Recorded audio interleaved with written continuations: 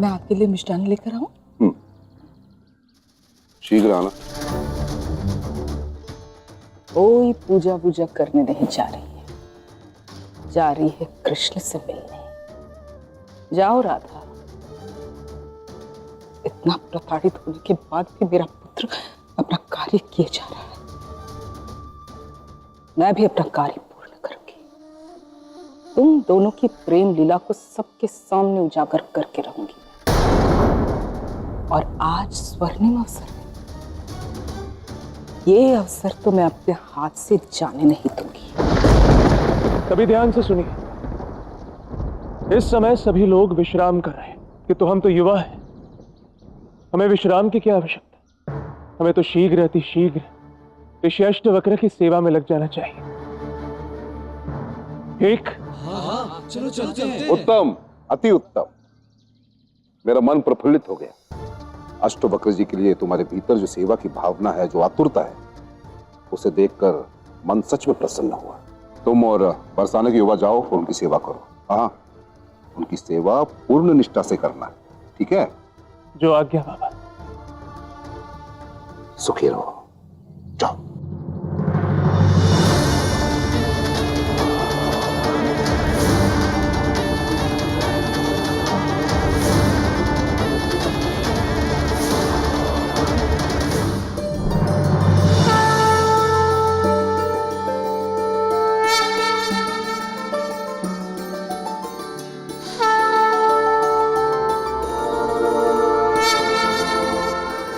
पुत्री, तुम्हारी इस पूजा से मैं प्रसन्न हूँ। बोलो क्या वरदान चाहिए तुम्हें?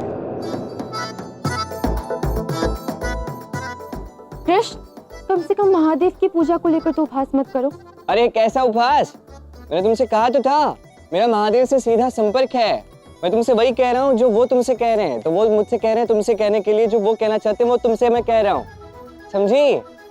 अच्छा, अब मैं समझी। ये सारी योजना तुम्हारी ही है। तुम ही मुझे यहाँ लेकर आए हो ना, ताकि तुम मुझे कहानी के आगे का भाग सुना सको। अरे वाह, तुम तो बड़ी बुद्धिमान हो गई हो। कब से? जंग मत कसो कृष्ण। एक बात कहूँ, यहाँ कहानी सुनने पर संकट भी उत्पन्न हो सकते हैं। हम पकड़े भी जा सकते हैं। मुझे तो ऐसा कुछ भी नहीं लगता। मुझे तुम पर विश्वास है कृष्ण, किंतु सभी आसपास है, कोई भी आ सकता है यहाँ पे। देखो, बात ऐसी है, कहानी तो मैं बताने वाला हूँ। या तो तुम्हें बताऊंगा या तो इस पीपल के वृक्ष को बता दूंगा। देखो, निर्णय आपका होगा राधा जी। तो ठीक है, तुम इस पीपल के वृक्ष को ही कहानी सुनाओ। मैं तो जा रही हूँ। ठीक है मेरे मित्र, मेरे पीपल के वृक्ष, आज सुनो नारायण के तीसरे अवतार की कथा। तो ये कथा तब प्रारंभ होती है जब संसार में एक के बाद एक विध्वंस हो रहे थे। पृथ्वी फिर एक बार प्रलय की कगार पर आ गई थी।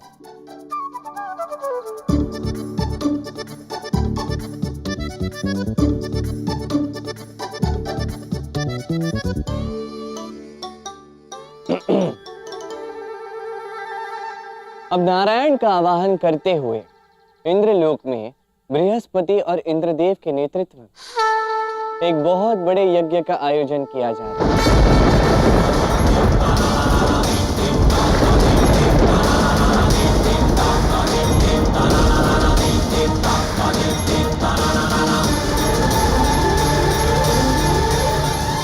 हे नारायण, ऐसा यज्ञ ब्रह्मांड में पहले कभी नहीं हुआ। इसका कारण क्या है देव? हे देव, असुर हिरण्याक्ष अत्यंत शक्तिशाली हो चुका है।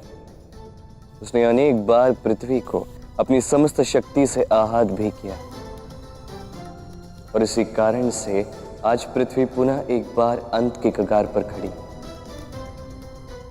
समस्त देवता हिरण्याक्ष से पराजित हो चुके हैं देवी।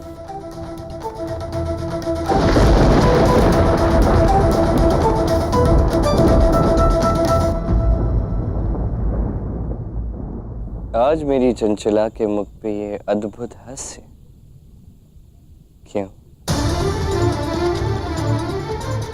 देव, यदि ये कोई और क्षण होता तो मैं आपसे इस संकट से दूर रहने का प्रयास करने को कहती, किंतु नहीं, आज नहीं। अब समय आ गया है कि नारायण की लक्ष्मी पृथ्वी के संकट की ताड़ना करें। हमें मनुष्य लोक में भूदेवी की स्थापना करनी होगी ताकि वो हिरण्याक्ष के प्रहार से पृथ्वी की रक्षा कर सके। मनुष्य लोक को अब जगत पिता की नहीं, जगत माता की आवश्यकता है। अर्थात अब मेरी चंचला वीर चला बनने के लिए सज्ज है। किंतु देव,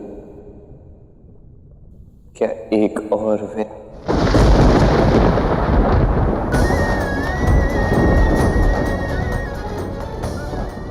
मैं सज्ज हूं हमारे और विरह सहने के लिए।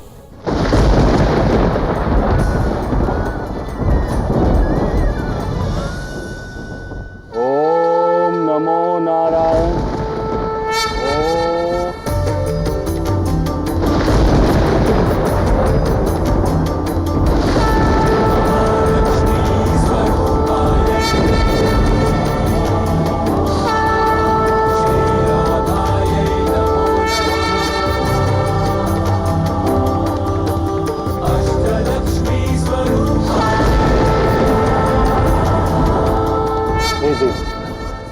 आप यहाँ?